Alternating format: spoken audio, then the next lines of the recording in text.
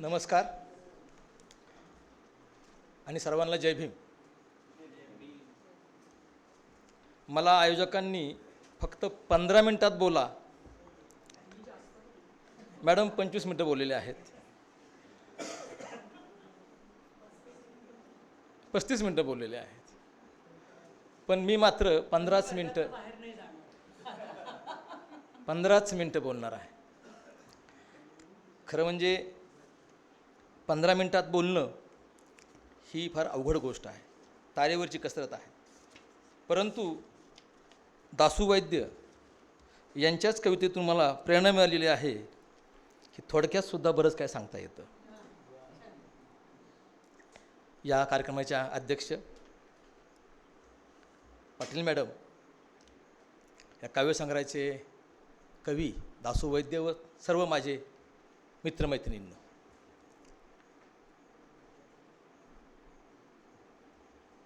दासू वैद्यांकडे कोणत्या अंगाने पाहायचं, त्यांना मग कुठं बसवायचं, हा गेली 2-3 दिवस मी विचार करतोय. तब्बडच बसवायचं का, तर नाही, ते कुठे बसतायत, ही परंपरा कुठली.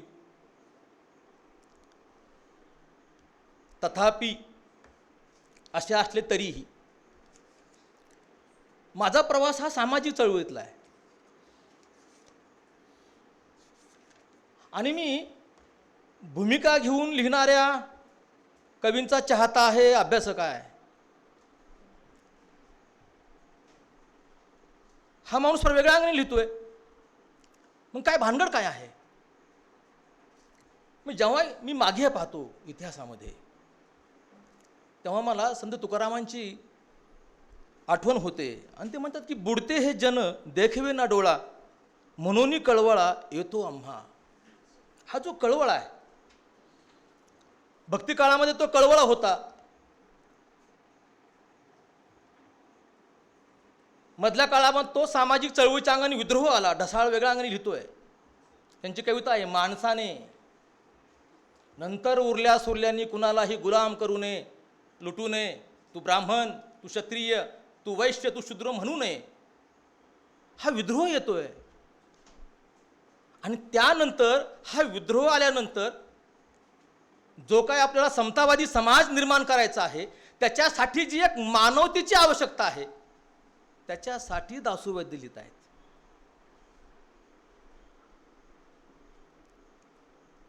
म्हणून दासू वैद्याचा तुझा प्रवास आहे, जो तुकारामांपासून ते वाया ढसाळ हा दासू वैद्यांपर्यंत पोहोचलेला आहे. बराच वेळा आपण ज्या कवीवर बोलतो तो कवी म्हणजे फार ग्रेट, या अंगाने आपण बोलत राहतो, पण तसं नाही आहे. मी काही निकष लावणारा माणूस आहे, कारण मी प्राध्यापक आहे, मास्तर आहे. कोणाला चांगलं कवी म्हणायचं बाबा, कोण चांगला कवी. समकालीन ऐतिहासिक संदर्भासह जो लिहितो, म्हणजे समकाळाची उकळ करतो पण ऐतिहासिक सामाजिक संदर्भ देतो, तो चांगला कवी. आणि त्यामुळे त्याच्या म्हणण्याला एक प्रकारचं वजन प्राप्त होतं. मग त्यांनी स्वतःला स्पष्ट केलेलं आहे की माझ्या ह्या कविता 2014 ते 2024 या 10 वर्षातील आहेत. म्हणजे खरं म्हणजे 2014 नंतर राजकीय परिवर्तन झालेलं आहे.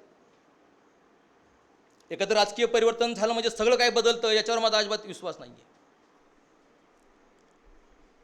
नेमकं या काळात झालं काय. 10 वर्षाच्या अनुषंगाने बोलत असला तरी हा माणूस ऐतिहासिक संदर्भ देतो, समकाळाची उकल करतो आणि पुढे काय केलं पाहिजे अजून 50 वर्षांनी हा कवी सांगतो. त्यांच्या कवितेचं वैशिष्ट्य म्हणजे त्यांच्या कवितेचा पट फार मोठा आहे. त्यांची पैजण कविता पहा, फार मोठा पट आहे.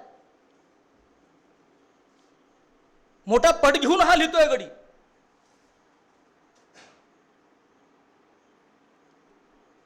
म्हणून हा कवी त्या 10 वर्षात बसत नाही, मागे 200-300 वर्ष जातो आहे आणि पुढेही 50 वर्ष. कारण काळ फार झपाट्याने बदलतोय.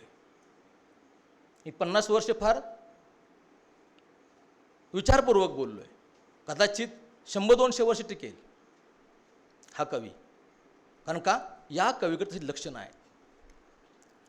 उदाहरण आपण नंतर पाहूया. नंतर वैश्विकता. बऱ्याच वेळा काय होतं, तो त्या प्रदेशामध्ये, तो समकाळामध्ये, तो ज्या परंपरेतून आलाय त्या परंपरेच्या बाहेर ती कविता जात नाही. एखादा आफ्रिकेतल्या कविताला कवीने वाचकांनी कविता वाचली तर त्याला कळली पाहिजे, ती आपली वाटली पाहिजे.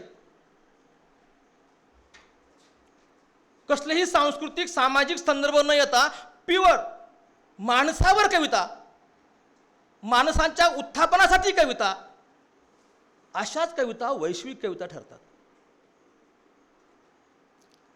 आपली चौकट मोडून बाहेर पाहणारा, म्हणजे मी नाही तर आम्ही या परिप्रेक्षेत जो लिहितो ना, त्यांच्या सगळ्या कवितेमध्ये मी दिसत नाही. आम्हीची परिभाषा गाडून घेतल्यानंतर त्या बियाणे झाड होतं ना, हे झाड झालेला माणूस आहे. त्यांच्या अनेक कविता हे वैश्विक कविता आहेत. म्हणजे ग्रंथराज वैश्विक कविता आहे. मग ती वाटताना मला ज्ञानदेवांची ओवीची आठवण झाली. खरं म्हणजे उदाहरण बसणार नाही, मी 15 मिनिटात संपवणार आहे. दुःख घामासारखं जगात कुठे जा, ही कविता प्रत्येकाला आपली वाटणार आहे. मागणं,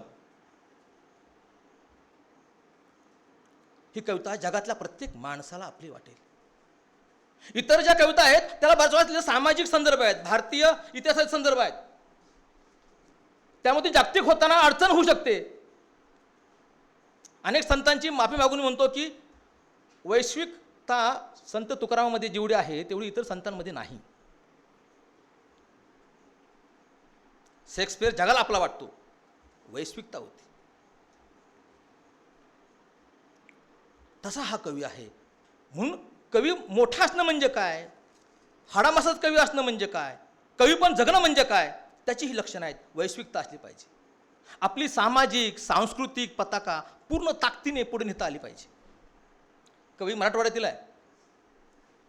पाण्याचा प्रश्न, शेतकऱ्यांचा प्रश्न, आपली जातीयता, तर बदललेलं स्वरूप, जेवढ्या ताकदीने हा माणूस मांडतोय ना, की ते असं नुसतं वाचत पाहावं लागतं. प्रत्येक शब्द किती विचारपूर्वक लिहिलाय हे जाणवतं. ताकदीने मांडतो कमी शब्दामध्ये. म्हणून हा कवी अधिक ग्रेट वाटतो. सहजता असावी, कॉमन माणसाला सुद्धा ती कविता आपली वाटली पाहिजे. दुर्बोधता कविता काय कामाची नाही. सहजता आहे, लोणचं कुणी वाचू द्या, मागणं कुणी वाचू दे जगामध्ये, सहजता, सहजता घेतोय माणूस, एकदम सहज लिहितोय. इतकी सहजता की काही कविता वाचताना असं वाटलं आपण कविता लिहू शकतो. सूर्यांची कविता वाचताना, तुकारामांचे अभंग वाचताना अरे आपण लिहू शकतो. एवढं सहजता, सहज वाटणे आणि लिहिताना कळतं की हे पाणी फार खोल आहे.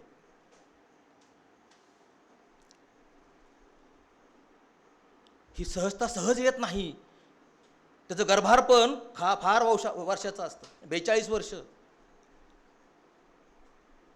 म्हणून ती सहजता आलेली आहे. मी अशा अनेक उदाहरण देऊ शकतो, आपला वेळ कमी आहे. त्या कवितेमध्ये सहजता आली पाहिजे. नारायण सुर्वे सहजता, तुकाराम महाराज सहजता. त्या वंशावळीतील ती पताके घेऊन जाणारा हा माणूस आहे, सहजता. आणि सहजता कधी येते नाही की जो तो स्वतःचा मी मारून टाकतो, आम्हीच्या भाषेत बोलतो. ती कळवळा, म्हणजे कळवळ्याची जात, हा मानवता पेरणारा माणूस आहे. या माणसाची कोणतीही एक भूमिका नाही आहे. हा कोणत्याही चौकटीत वाङ्मयीन प्रवाहामध्ये जे प्रवाह आहेत त्यात मोडणारा कवी नाही. हा मानवतावादी कवी आहे. मधल्या काळामध्ये एक प्रकारची विद्रोहाची भूमिका घेणं गरजेचं होतं. आता पाणी निवळलेलं आहे. आता मानवतेच्या अनुषंगाने भाषाही तशीच वापरली पाहिजे. उपरोध वापरलाय, उपरोध, उपहास.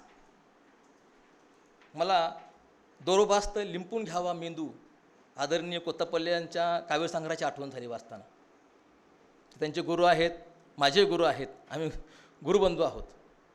तो धागा आपल्या गुरुचा दिसला मला. कारण का, जेव्हा एखाद्या चळवळीची भूमिका घेऊन एखादा लेखक लिहितो तेव्हा तो कुणाला तरी शत्रू म्हणून लिहितो, कोण टार्गेट करतो, कुणाला तरी आपल्या शत्रू मानून तो लिखाण करत असतो, चौकटीत उभा करतो. ती संस्कृती असेल, तो धर्म असेल, तो वर्ग असेल, ती काळाची गरज होती.